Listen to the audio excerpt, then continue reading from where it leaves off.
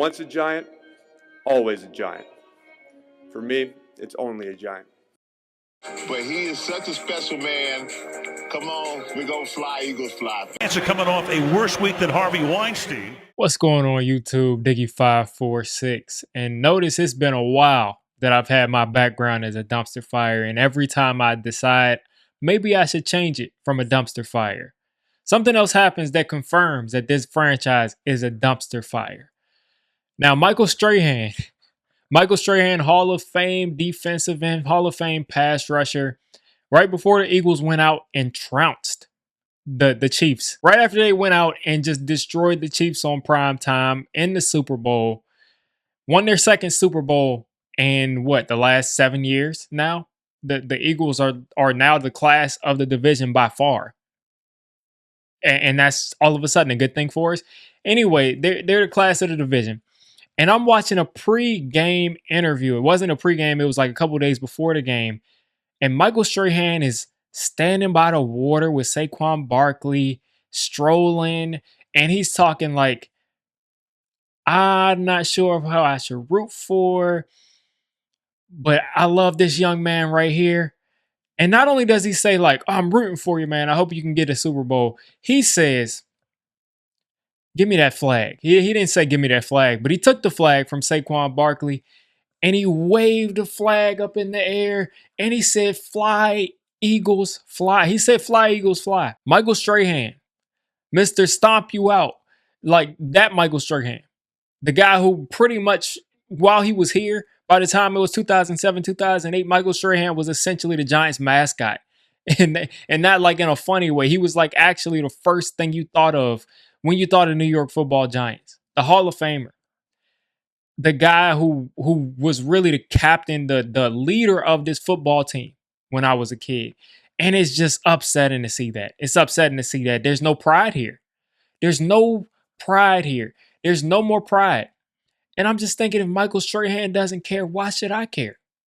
If that guy, out of all people, if he doesn't care, why should I care? I mean, why should I care? And then Amani Toomer weighed in, and this is what he had to say. That's a warning shot, because you know what? When we played, if we didn't perform, we'd be out, right? So now, as players, I'm not just going to be your fan because I played there. You got to prove something to us. We are Giants through and through. But if, you can't just say, oh, you're a Giant, you just shut up and sit in the corner, babysit in the corner. No. We want results. So there we go. We got Amani Toomer. We got Michael Strahan basically out there saying, you don't need to be loyal to the team if they start losing.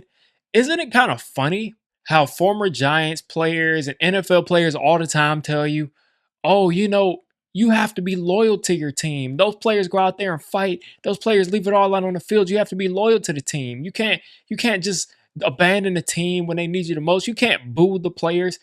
How many times have we heard that from these players?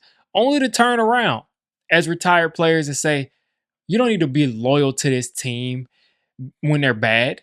Really? That's news to me. That's news to me. And apparently it's okay to do now. Apparently Amani Toomer and Michael Strahan, they can root for the Eagles in the Super Bowl if the Giants are bad. And then you got weeks before this, you got Brandon Jacobs out there typing fly, Eagles fly. You got Tyrone Tracy cheering on Cooper DeJean. Cheering on Cooper DeJean in the Super Bowl. I mean, where is the pride? I'm an LSU fan. Listen, I love Jaden Daniels. Love the guy. But Malik Neighbors followed this guy all over the playoffs. If the players don't care about the New York Giants, if they don't have any pride in being a Giant, what's the point anymore? So it makes perfect sense why fans are probably not going to go to games the same way they did. It makes perfect sense that you guys are getting booed as soon as the game starts. It makes sense because your players are out there basically telling fans it doesn't matter. Being a Giant means nothing. And the more I see this team out there, being a Giant does mean nothing.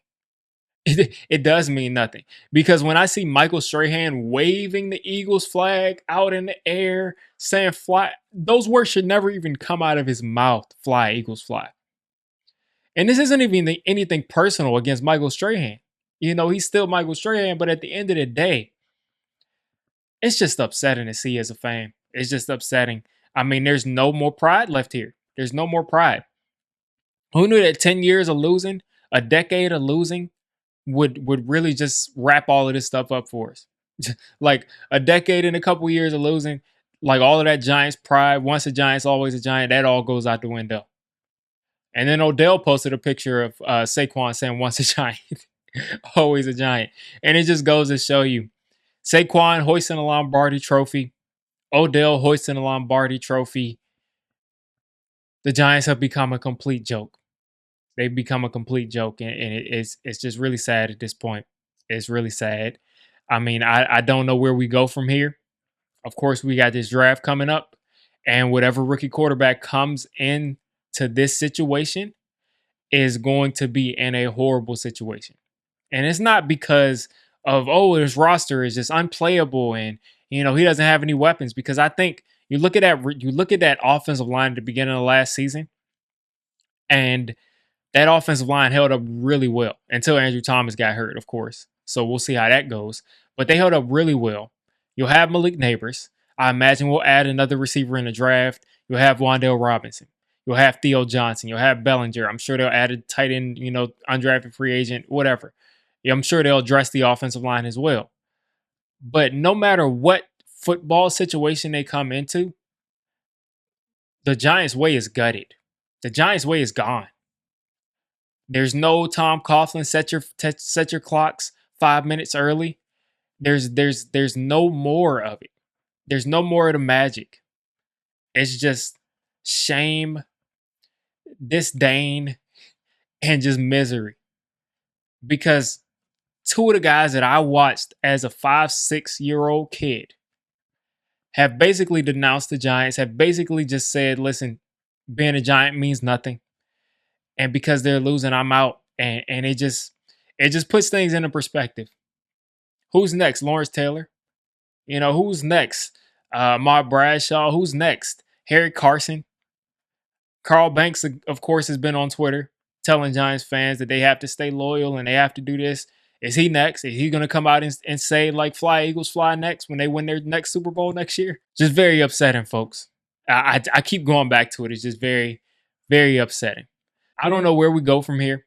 Like I said, whoever comes in here, if it's a rookie quarterback, if it's a young quarterback, if it's Jameis Winston, whoever it comes in here is going to have their hands full, because not only are they going to have to come in and play good football to save Joe Shane and Brian Dable's jobs, which they probably won't, but they're also going to have to come in here and save this franchise's hope, save this franchise's legacy. Because where's the standard? What's the standard? What's the Giants' identity besides losing? What's their identity? What does this team have to hang their hat on? Daniel Jones, he's gone. I mean, like, what do you mean? Like, Saquon Barkley was the identity of the team, and they didn't even really have that. But if you could say something, you could say, you got to stop Saquon Barkley. Now it's Malik Neighbors. But as we see, these skill position players can dominate, have great seasons, and it doesn't really mean much if the quarterback stinks, if the defense can't stop anybody. When I decided to be a Giants fan, as a kid in Washington, D.C., looking at that team, I would have never expected the fall from grace to be this bad. I would have never expected the Washington football team, the Redskins, the Commanders. I would have never expected any of those teams to have a quarterback that was better than the Giants quarterback, and to have my hometown team that I abandoned because they were bad as a kid. I never rooted for them. Let's keep that real. But that I didn't choose because they were bad, and I ended up picking a team that may be worse for the majority of my life. So you all let me know what you're thinking of the state of the New York Football Giants. It is really sad at this point. Hopefully somebody is going to come in and be the savior. I doubt it.